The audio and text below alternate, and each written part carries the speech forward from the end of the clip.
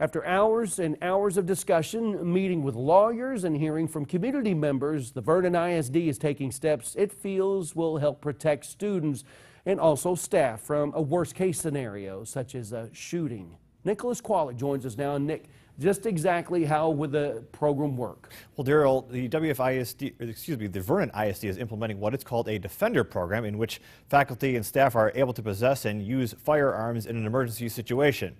The superintendent says it may raise concern, but in light of recent events, this is something he, teachers, and the board believes is the best option.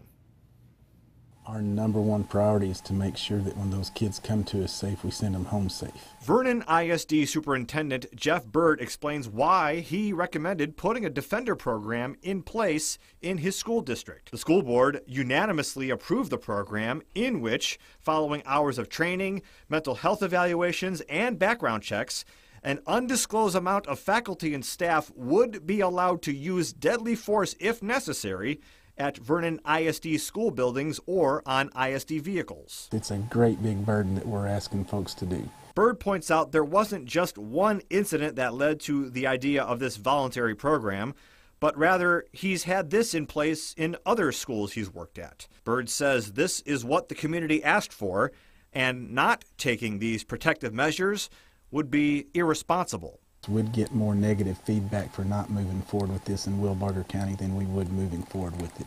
Two Vernon ISD principals who've had experience with programs like this helped Bird develop this plan.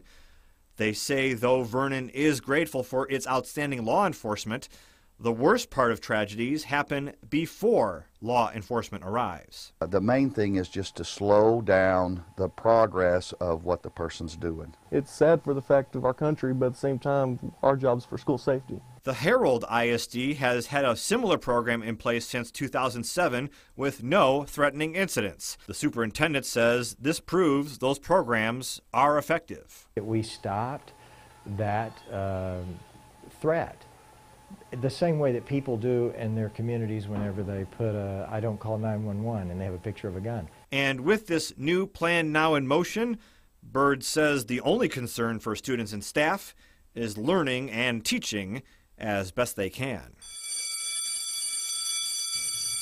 Now, Bird says this all won't happen tomorrow, but he did say he's looking forward to making the school district as secure as possible. Hey, Nick, thank you very much for that report.